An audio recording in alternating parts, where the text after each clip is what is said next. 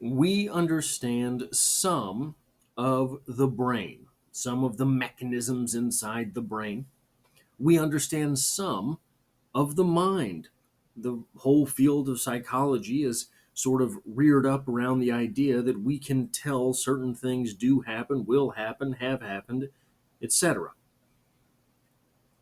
We have no idea how the mind emerges from the brain. There are corridors in the brain which are still mysterious to us. There are corridors inside the mind that I dare contest we have not yet found.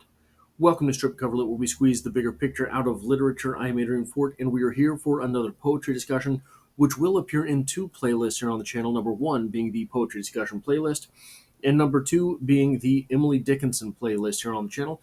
The poetry discussion playlist, now over 700 videos strong. The Emily Dickinson playlist is the greatest playlist in the history of playlists because it is Emily Dickinson. The poem in question today is Pain Has an Element of Blank, and it reads as such. Pain has an element of blank. It cannot recollect when it begun, or if there were a time when it was not. It has no future, but itself, its infinite contain, its past enlightened to perceive new periods of pain. What this poem sounds a lot like to me is a term from psychology called dissociation. This is from everyone's favorite source, Wikipedia. Dissociation is a concept which concerns a wide array of experiences ranging from a mild emotional detachment from the immediate surroundings to a more severe disconnection from physical or emotional experiences.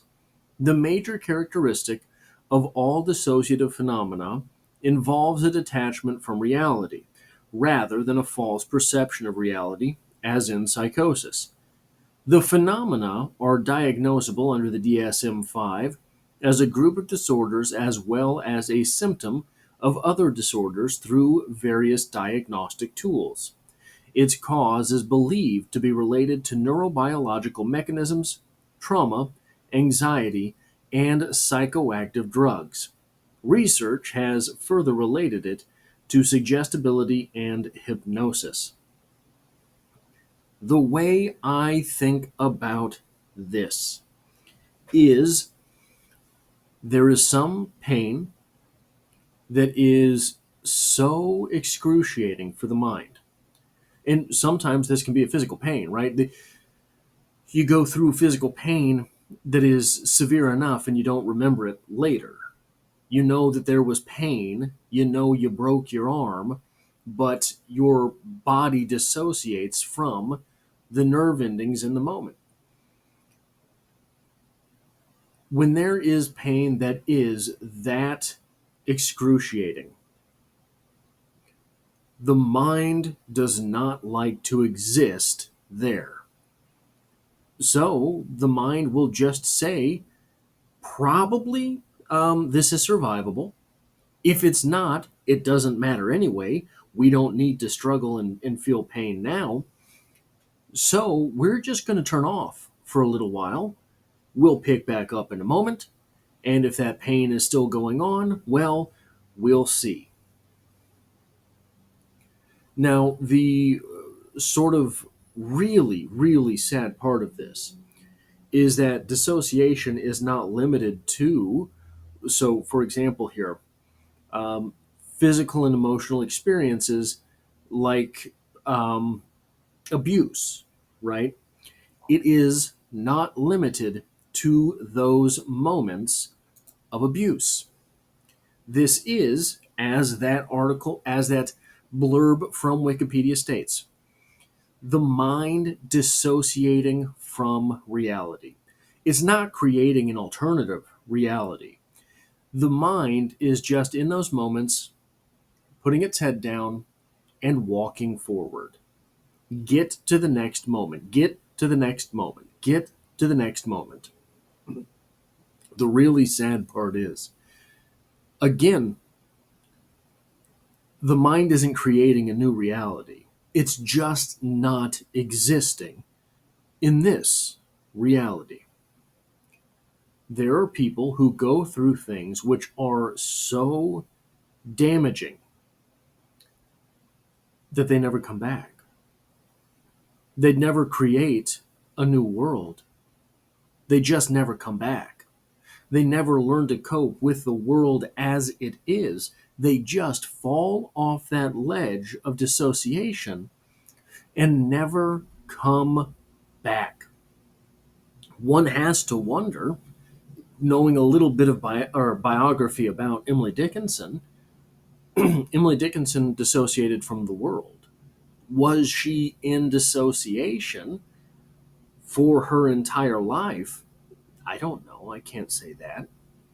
But it's not just moments of abuse, etc., that forge a dissociation. It can be that reality itself is so painful for the individual that they dissociate.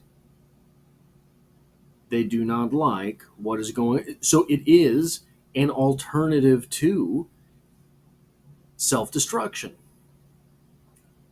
In order not to self-destruct, one can dissociate. I don't think it is a choice, at least not a conscious one, but it can happen that way.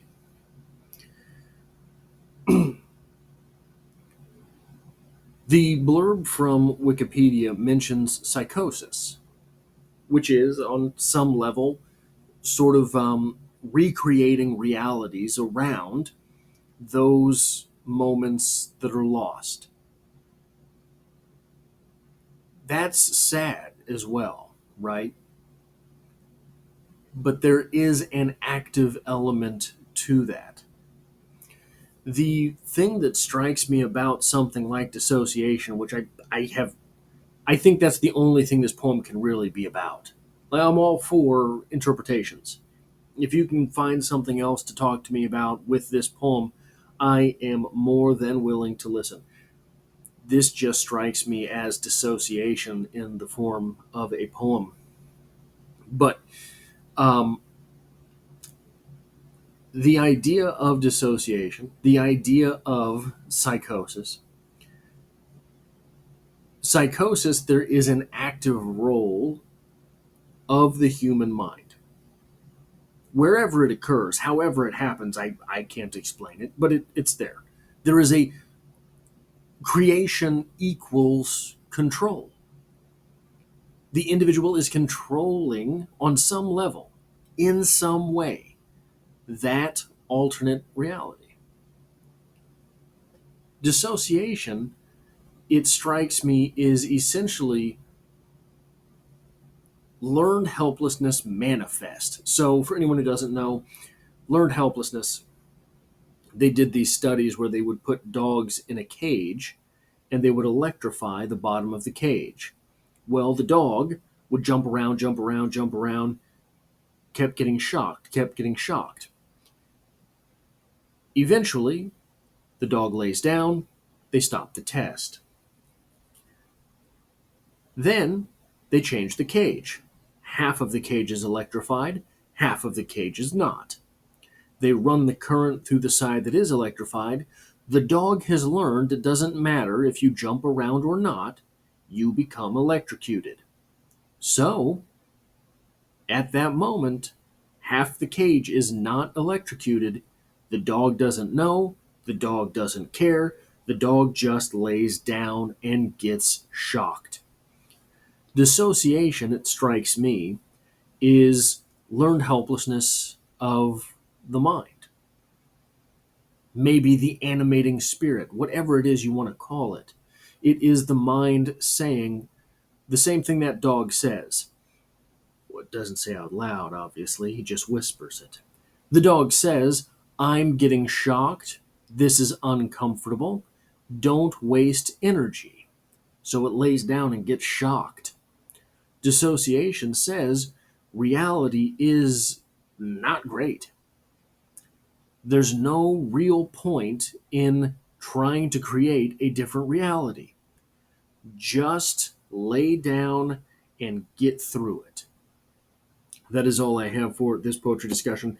I know this was a very high spirited poetry discussion, one that makes you feel good to go out and tackle the day. But that is all I have for this video. If you like or appreciate what it is that I do here, hitting the like button really does help me out, as it tells YouTube to share this video with other literature lovers. If you find yourself here by chance but not design, literature is the only thing I talk about on this channel, dropping multiple videos every single week. And as always, I hope to have you back for the next one.